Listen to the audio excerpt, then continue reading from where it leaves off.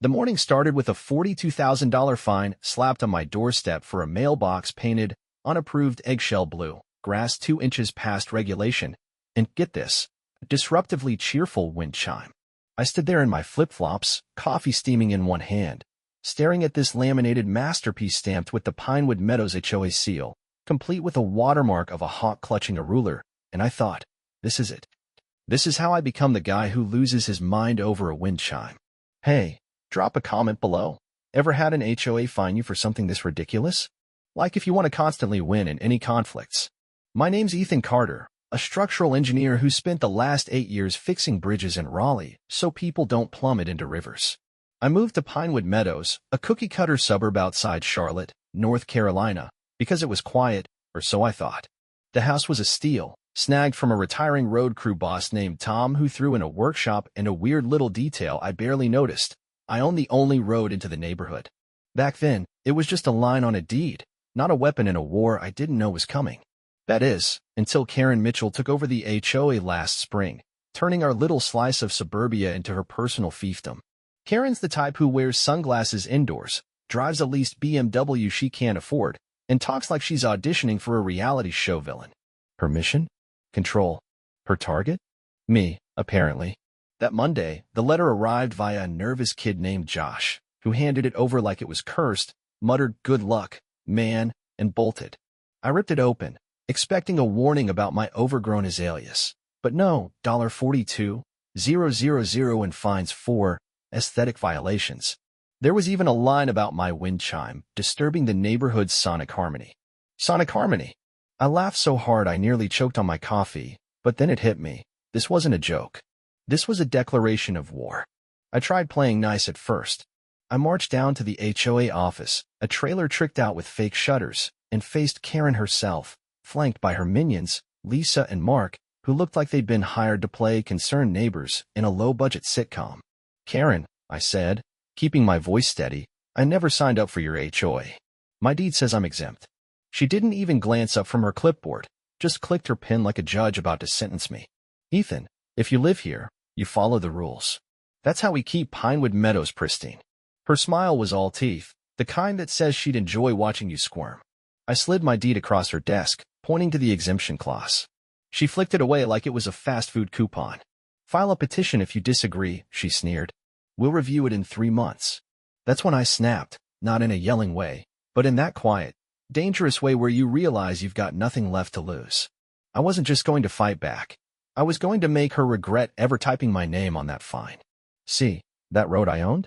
It wasn't just a driveway, it was the only way in or out of Pinewood Meadows. For years, the HOA had used it without a dime or a thank you, assuming it was theirs. Big mistake. I drove straight to the Mecklenburg County Recorder's office, got a certified copy of my deed, and sat in my truck, grinning like I'd just won the lottery. Because I had. That road was my golden ticket, and Karen had no idea what was coming. By the time I got home, my brain was buzzing. I called my cousin Mike, a guy who once built a fake UFO landing pad in his backyard just to mess with his neighbors. "Mike," I said, "you still got that old toll booth from your prank days?" He cackled so loud I had to pull the phone away. "You're not serious." "Dead serious," I shot back. "I'm about to turn Karen's perfect little world upside down."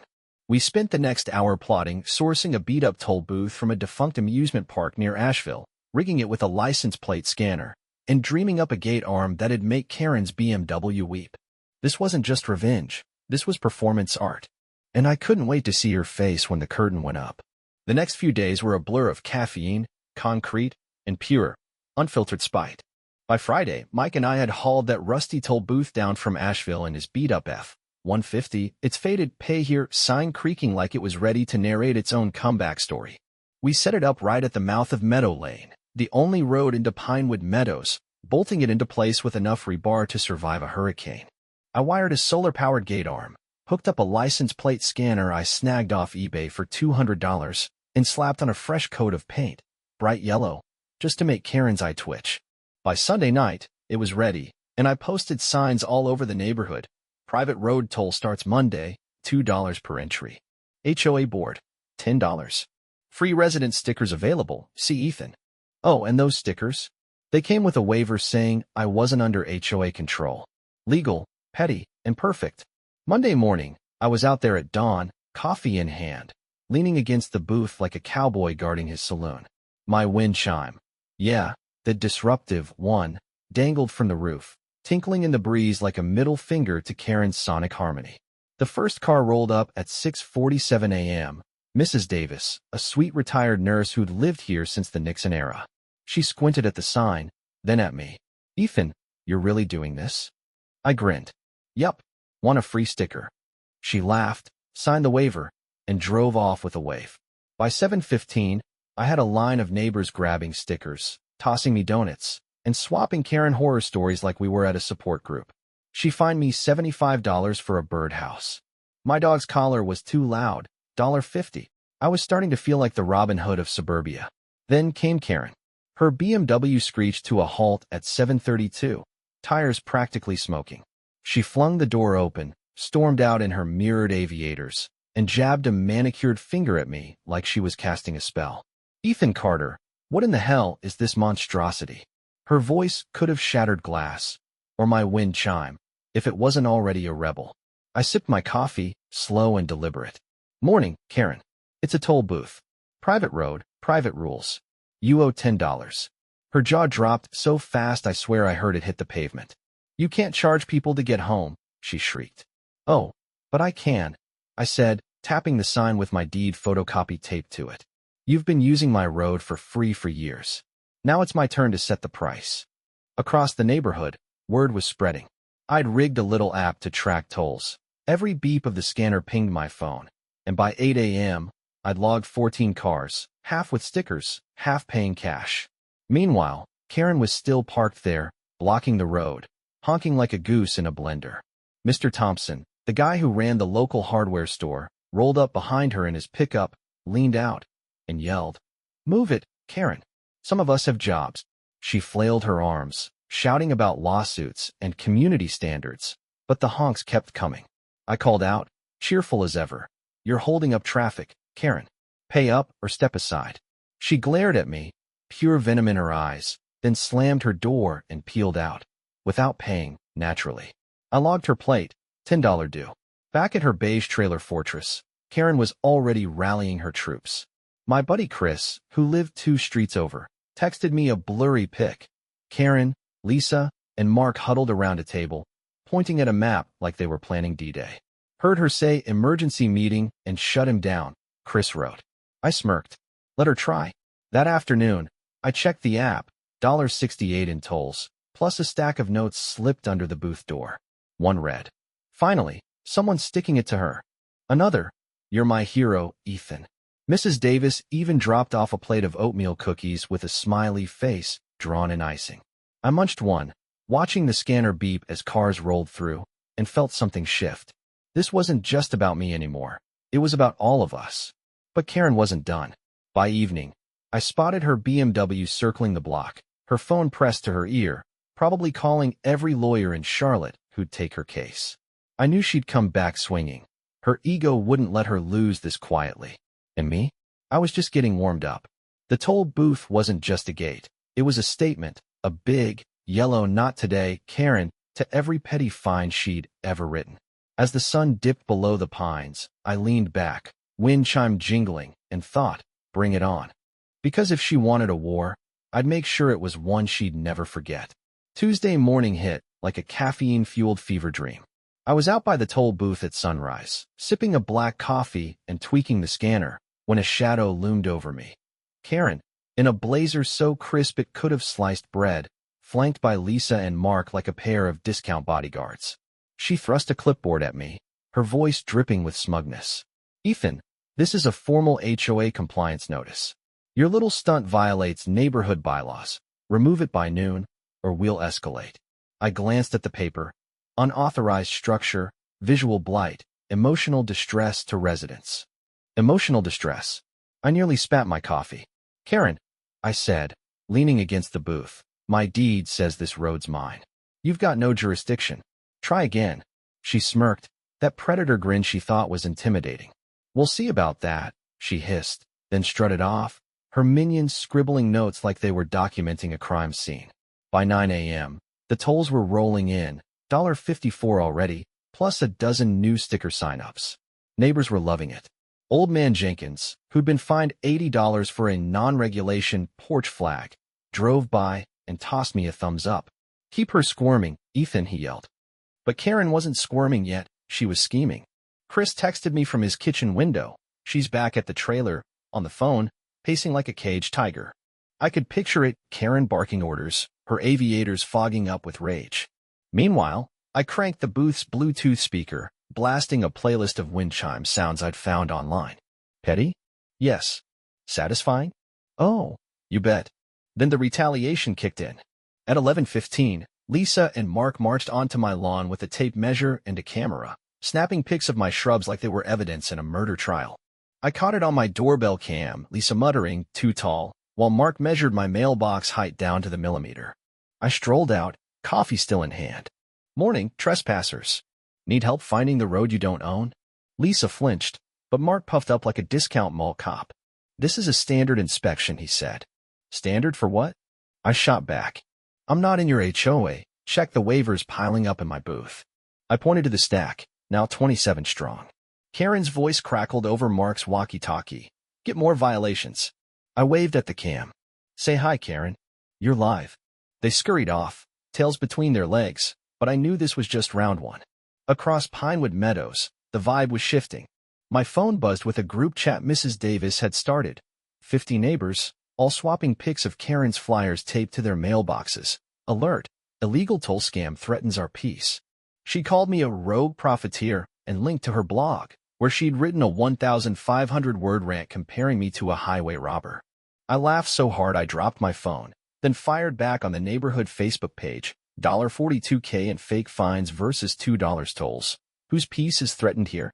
The comments erupted, half the street piling on with their own Karen tales.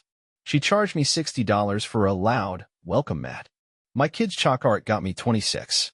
By noon, the post had 200 likes. I was winning the PR war, and Karen was losing her grip.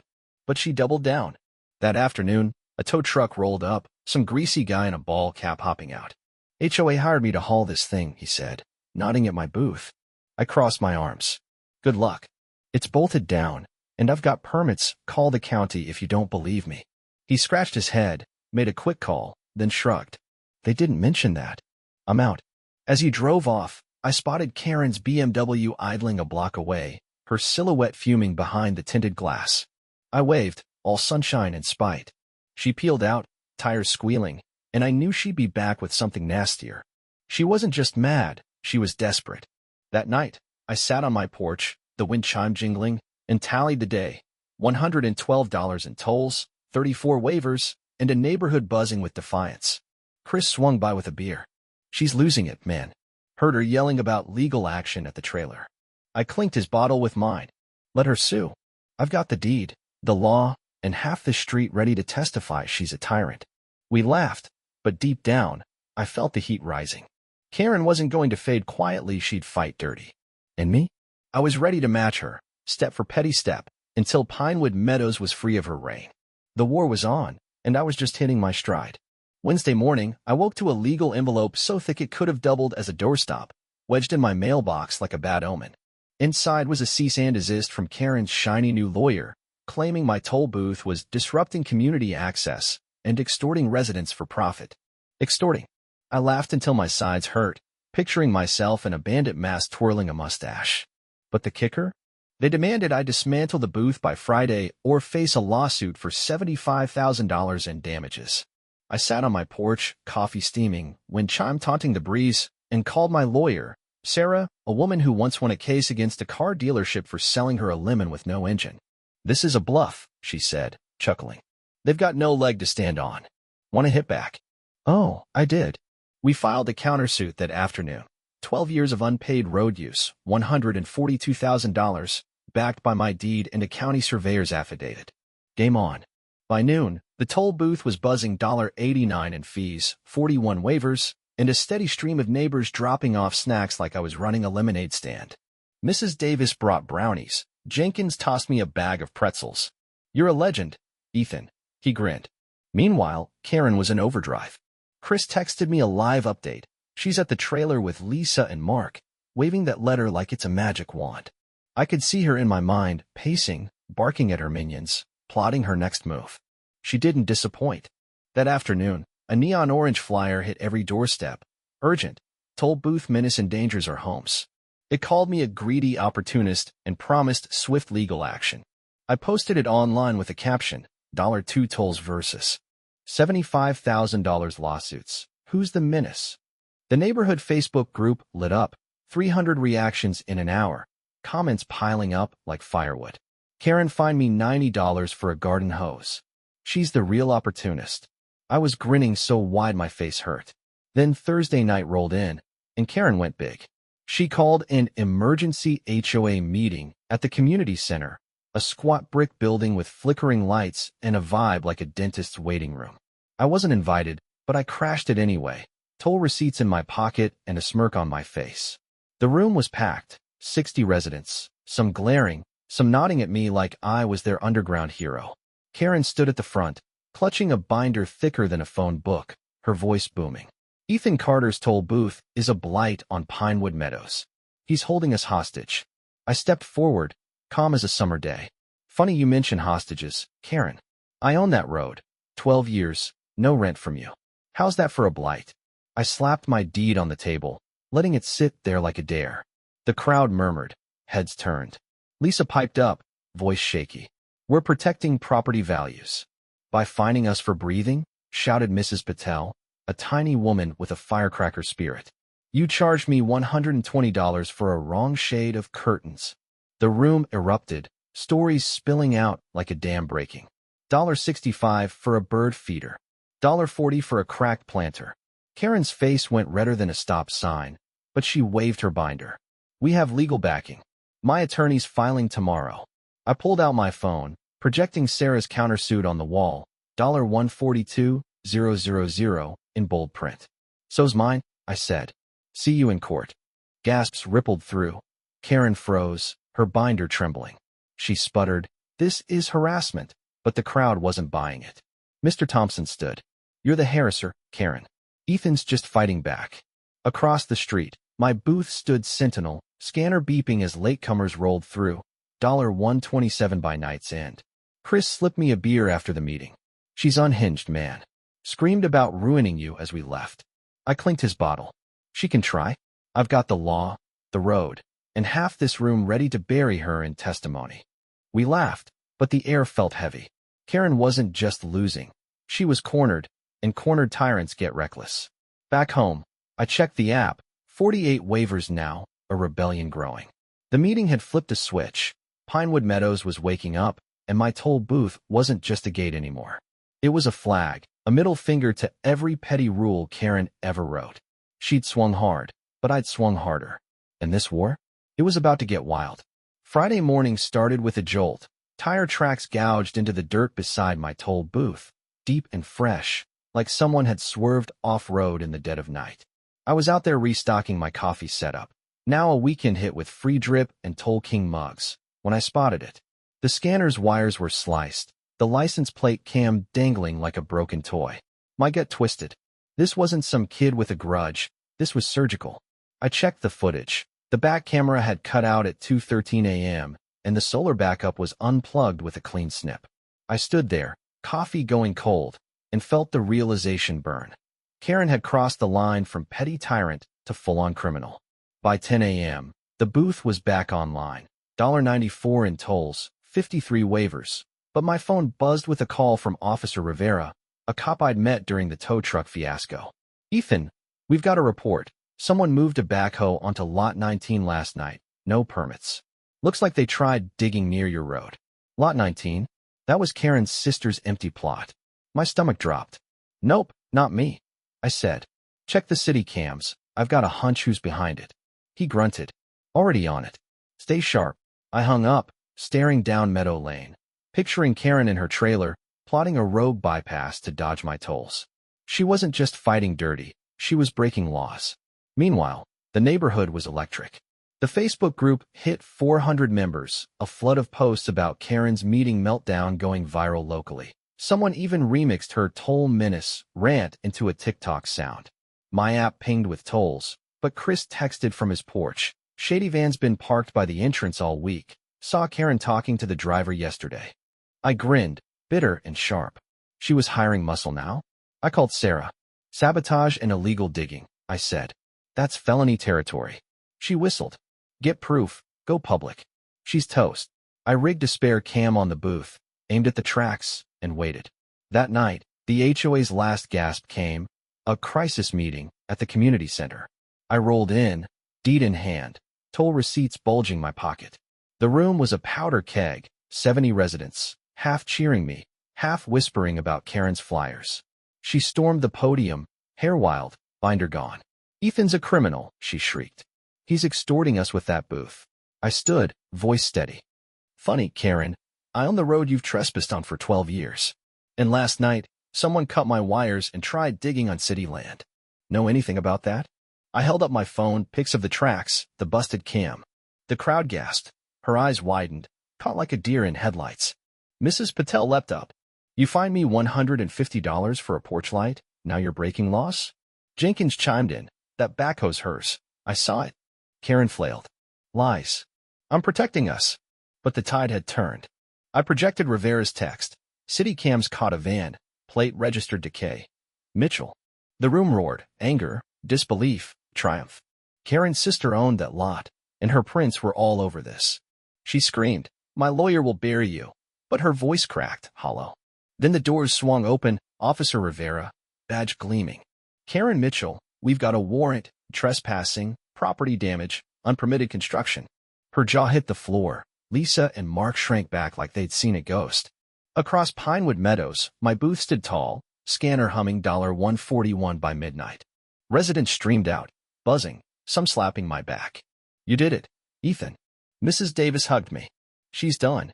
I nodded, but my mind raced. Karen was down, not out. Rivera cuffed her, her glare burning holes in me as they led her out. This isn't over, she spat. I smirked. Sure, Karen. Enjoy the ride. The crowd cheered, a raw, ragged sound of freedom breaking loose. Back home, I sank into my porch chair, wind chime singing, and watched the app tick up 58 waivers now. She'd gone nuclear, but I'd lit the fuse on her downfall. The war wasn't over, but the queen was toppling, and I was ready for whatever came next. The week after Karen's arrest was eerily quiet, like the calm after a hurricane when you're still waiting for a tree to crash through your roof. Pinewood Meadows buzzed with gossip. Would she fight the charges? Slither back with a new scheme? I wasn't holding my breath for peace just yet. Hey, if you've stuck with me this far, hit that subscribe button. I've got a feeling this neighborhood's got more stories to spill, and I'm not done telling them. My toll booth stood proud, scanner pinging away, but the air felt different. Karen was gone, hauled off in cuffs, and the HOA was a headless mess. Lisa and Mark had slunk into the shadows, probably praying no one linked them to her backhoe stunt. Monday morning, I found a surprise taped to the booth, a crisp HOA letterhead titled, Final Notice, Road Annexation Terminated. They tried one last trick after Karen's meltdown, digging up some dusty charter clause to claim my road.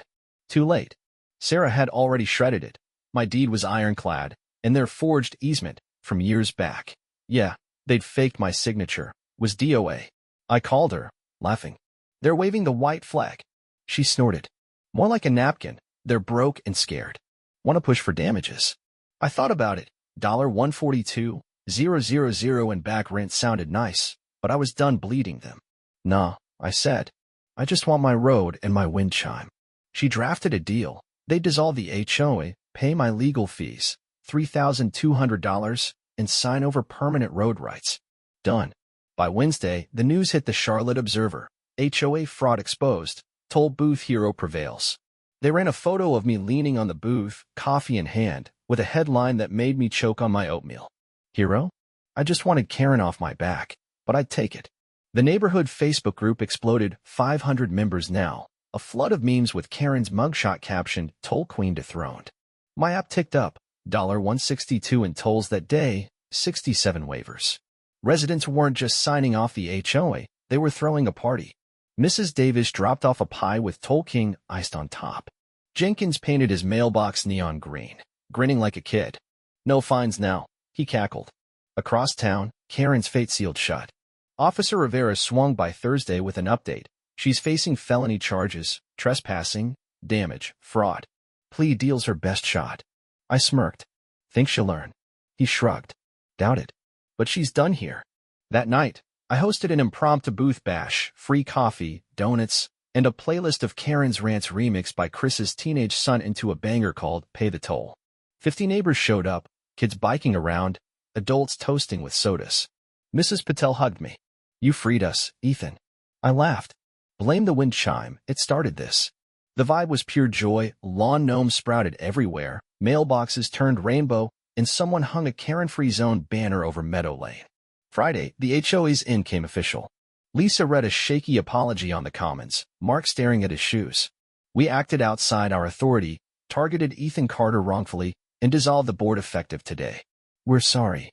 No one clapped, just a long, relieved sigh. I stood there, coffee mug raised, as folks cheered anyway. The booth stayed, but I tweaked it. Weekend coffee was free now, tolls optional, just a donation box for local charities. By Sunday, it had raised $87 for a dog shelter, and I added a sign, Toll King's tip jar, keep Pinewood weird. Chris crocheted my wind chime a tiny crown. It dangled there, ruler of all it surveyed. A kid biked past that afternoon, yelling, You still charging, Ethan? I grinned. Only if Karen comes back. He sped off, laughing, and I sank into my porch chair, the chime jingling like a victory bell. The war was over, not with fanfare, but with something better. Freedom, neighbors who felt like family, and the sweet, quiet revenge of living well while Karen faded into a bad memory. Pinewood Meadows was ours again, and that booth? It wasn't just a gate, it was a legend. As the sun dipped low, I sipped my coffee, watched the street glow, and thought, take that, Karen. Because sometimes, all it takes to topple a tyrant is a road, a stubborn streak, and a wind chime that refuses to shut up.